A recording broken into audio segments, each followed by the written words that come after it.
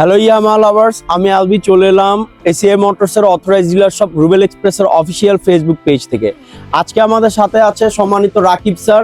Rakib sir বেশ কিছুদিন যাবত রুবেল এক্সপ্রেস থেকে সার্ভিস নিচ্ছে এবং সেই সাথে R15 ভার্সন 4 ব্ল্যাক কালারটি ইউজ করছে। তো স্যারের কাছ থেকে আজকে জেনে নিব স্যারের ইউজিং এক্সপিরিয়েন্স।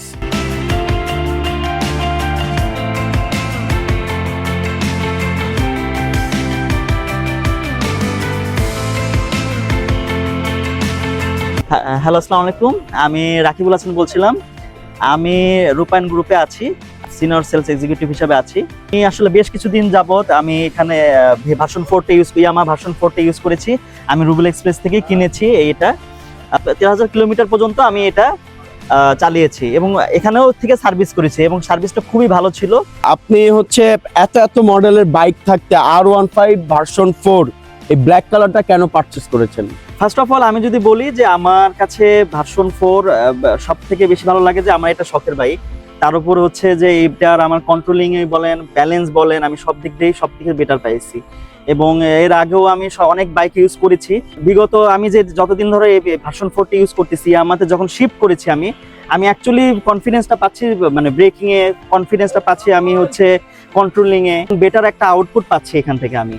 স্যার, আপনি অলরেডি আপনার বাইকটি 13,000 কিলোমিটার চালিয়ে ফেলেছেন। এর মধ্যে তো হয়তো বেশ কিছু হাইওয়ে ট্যুর দেওয়া হয়েছে অথবা সিটিতেও খুব বেশি রান করেছেন।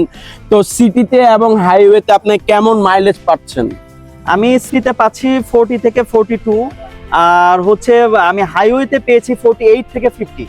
আমি খুব বেটার একটা পাচ্ছি এখানে, মাইলেজ পাচ্ছি আমি খুবই ভালো। তার মানে হচ্ছে মানে স্পোর্টস বাইক হিসেবে যে মাইলেজটা এটা আসলে খুব বেশি খুব বেটার পাচ্ছি এবং মানে এটা খুব সাপোর্টিভ আর কি। তো স্যার, আপনি হাইওয়েতে রাইড করছেন, এই বাইকের কিছু স্পেশাল ফিচার আছে স্যার। তো এই ফিচারগুলোর এক্সপেরিয়েন্স সম্পর্কে আমরা একটু জানতে চাচ্ছি স্যার।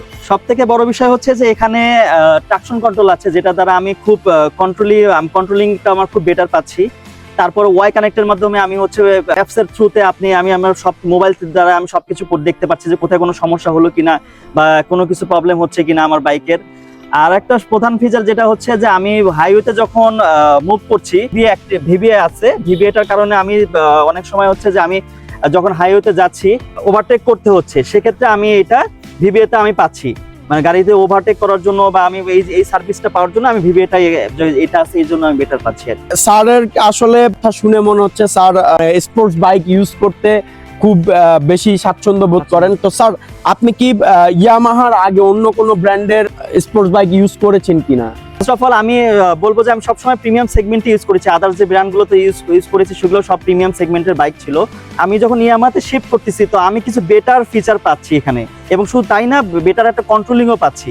আমার ব্রেকিং সিস্টেম থেকে শুরু করে আমি ওভারটেক থেকে শুরু করে আমি সব দিক থেকে সবকিছুই ব্যালেন্স পাচ্ছি আমি, যেটা আমার কাছে সব থেকে বেশি ইম্পর্টেন্ট মনে হয়েছে। যে একটা মানুষের আসলে গতির থেকেও দরকার হচ্ছে ব্যালেন্স।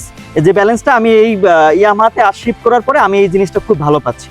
ওভারঅল আমি যদি বলি যে আমি আমার বাইকটা যে ইয়ামাহাতে শিফট করার পরে ইয়ামাহা ইউজ করতেছি এবং আমি খুব স্যাটিসফাইড ইয়ামাহার প্রতি, এবং থ্যাঙ্কস টু ইয়ামাহা যে আমি বাইক ফিচার সম্পূর্ণ একটা বাইক ইউজ করতেছি। আর সব থেকে বেশি আমি থ্যাঙ্কস জানাবো হচ্ছে রুবেল এক্সপ্রেসকে, যে ওরা সবসময় ইনস্ট্যান্টলি আমার বাইকের কোনো সমস্যা বা কোনো কিছু হচ্ছে আমি সাথে সাথে চলে আসতেছি, সাথে সাথে আমি এটা বেটার সার্ভিস পাচ্ছি এখান থেকে। Thank you so much, thank you. Yes Yamaha.